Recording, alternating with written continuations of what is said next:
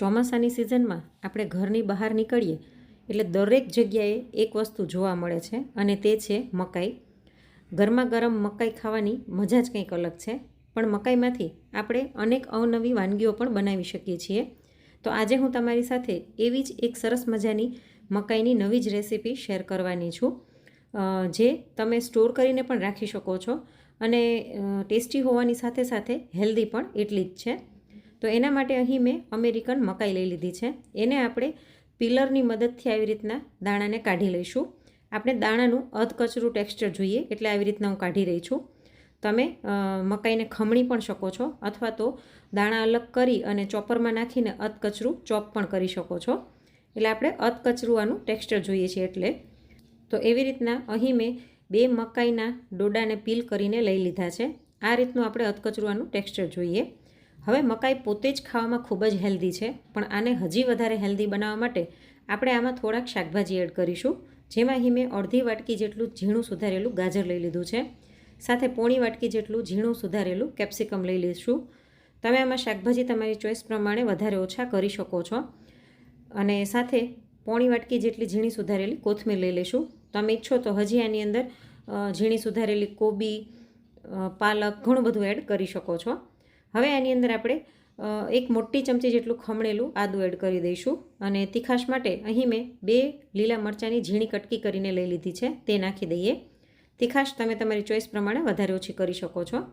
સાથે 1 ચમચી જેટલી લસણની પેસ્ટ આની અંદર એડ કરી દઈશું. જો તમે લસણ ન ખાતા હોય તો લસણ સ્કીપ કરી શકો છો. અને હવે આની અંદર બેઝિક એવા મસાલા કરી લઈએ. તો સૌથી પહેલાં અડધી ચમચી લાલ મરચું પાવડર, 5 ચમચી હળદર, અડધી ચમચી જેટલું મીઠું, સાથે જ અડધી ચમચી ગરમ મસાલો, અડધી ચમચી ધાણા જીરું પાવડર, અડધી ચમચી આમચૂર પાવડર અને અડધી ચમચી જેટલો ચાટ મસાલો એડ કરી દઈશું. આપણે ચાટ મસાલો એડ કરવાનો હોવાથી મીઠું સાચવીને એડ કરવાનું. અને હવે આ બધાને પહેલાં આપણે ચમચીથી સાધારણ મિક્સ કરી લઈએ.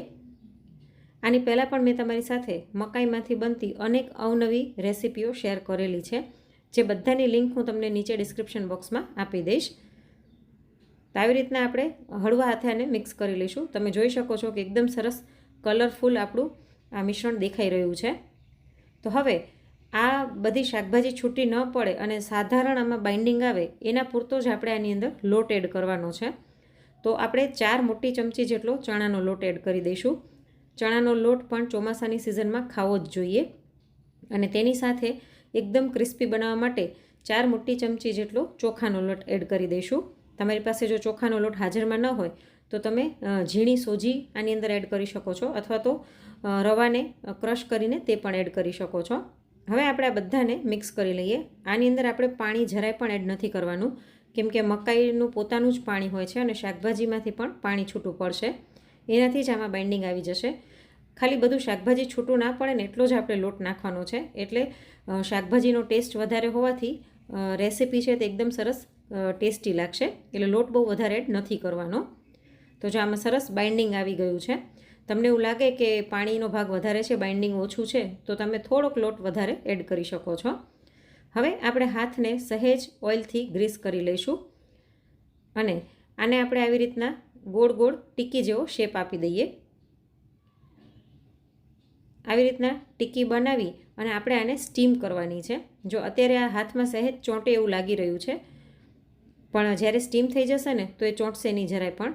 હવે સ્ટીમ કરવા માટે અહીં મેં ઇડલીનું સ્ટેન્ડ લઈ લીધું છે, જેને મેં ઓઇલથી ગ્રીસ કરી લીધું છે. તેની અંદર આ એક ટીકી મૂકતા જઈશું. તમે ઇડલીના સ્ટેન્ડની બદલે સાદા સ્ટીમરમાં કે મુઠિયા મૂકવાની જે થાળી હોય એમાં પણ રાખી શકો છો. તો આવી રીતના આપણે બધી જ ટીકી બનાવી લઈએ. આ ટીકી શાકભાજીથી ભરપૂર હોવાથી ખાવામાં એકદમ સરસ ટેસ્ટી લાગે છે અને હેલ્ધી પણ એટલી જ છે. અને પ્લસ વાત એ છે કે તમે આને સ્ટોર કરીને પણ રાખી શકો છો 10 દિવસ સુધી ફ્રીઝરમાં, જરાય પણ ખરાબ નહીં થાય. અને આને જ્યારે તમારે ટિક્કી વાળવી હોય ને ત્યારે જ બધું મિક્સ કરવાનું. જો તમે આ મિશ્રણ બનાવીને રાખી મૂકશો ને તો શાકભાજીનું પાણી વધારે છૂટું પડશે અને એકદમ ઢીલું થઈ જશે અને પરિણામે તમારે લોટ થોડોક વધારે એડ કરવો પડશે. તો જ્યારે કરવું હોય ત્યારે જ બધું મિક્સ કરવાનું. તો અહીં એવી રીતના મેં બધી જ ટીકી વાળી લીધી છે. તો આટલા મિશ્રણથી આપણી 14 ટીકી બનીને તૈયાર થઈ ગઈ છે. હવે આપણે આને સ્ટીમ કરવાની છે, તો એના માટે અહીં મેં ઢોકળિયામાં પાણી ગરમ થવા રાખી દીધું હતું. તેની અંદર આ બંને થાળી રાખી દઈએ અને ઢાંકીને ફૂલ ફ્લેમ ઉપર આને 15થી 20 મિનિટ માટે સ્ટીમ થવા દઈશું, કેમ કે આપણે શાકભાજી બધા કાચા લીધા છે, તો શાકભાજી પણ સરસ બફાઈ જશે. તો જો 15થી 20 મિનિટ જેવું થઈ ગયું છે, આપણે ખોલી લઈએ અને એક વખત ચેક કરી લઈશું. જો એવું લાગે કે સરખું નથી ચડ્યું તો હજી તમે થોડીક વધારે વાર રાખી શકો છો, પણ આ ચડી ગયું છે તો આને નીચે લઈ લઈએ અને આને કાઢીને હું તમને બતાવી દઉં. ગરમ ગરમ છે એટલે આપણે આવી રીતના ચાકુથી કાઢવું પડશે, ઠંડુ થશે પછી સરળતાથી નીકળી જશે. અને જો એકદમ સરસ, હવે જે હાથમાં ચોંટતું હતું એ ચોંટતું નથી. તમે આને આમનામ જ ખાઈ શકો છો, એમનામ જ સરસ લાગે છે, પણ આપણે આને આજે શેલો ફ્રાય કરીશું. અને આને સ્ટોર કરવા માટે કોઈ પણ એરટાઇટ કન્ટેનર લઈ અને તેની અંદર આને મૂકી અને તમે ઢાંકી અને ફ્રીઝરની અંદર અઠવાડિયું 10 દિવસ સુધી રાખી શકો છો. જ્યારે પણ અચાનક સાંજે વરસાદ આવે અને ચા સાથે ગરમા ગરમ કંઈક નાસ્તો ખાવાની ઈચ્છા થાય તો તમે આને તરત જ શેલો ફ્રાય કરીને ખાઈ શકો છો. અથવા તો કોઈ મહેમાન આવી જાય તો અચાનક જ ગરમ નાસ્તો બનાવીને દેવો હોય તો આવી રીતના શેલો ફ્રાય કરીને દઈ શકો છો. હવે અહીં મેં 2 ચમચી જેટલું તેલ મૂકી દીધું છે પેનમાં. તેની અંદર આપણે આ તૈયાર કરેલી ટિક્કી મૂકી દઈએ. જો તમે ટિક્કીનું ટેક્સચર કેટલું મસ્ત આવ્યું છે, હવે હાથમાં જરાય ચોંટતી પણ નથી. બાફવાનો ફાયદો એ છે કે એક તો તમે એને સ્ટોર કરીને રાખી શકો છો અને બીજું એ કે આપણે એને ડીપ ફ્રાય નહીં કરવી પડે. શેલો ફ્રાય કરીશું ને એકદમ સરસ ક્રિસ્પી થઈ જશે. તમે ઈચ્છો તો આને ભજીયાની જેમ ડીપ ફ્રાય પણ કરી જ શકો છો. તો આવી રીતના આપણે બંને બાજુથી આને સરસ ક્રિસ્પી થાય ત્યાં સુધી શેલો ફ્રાય કરી લઈશું.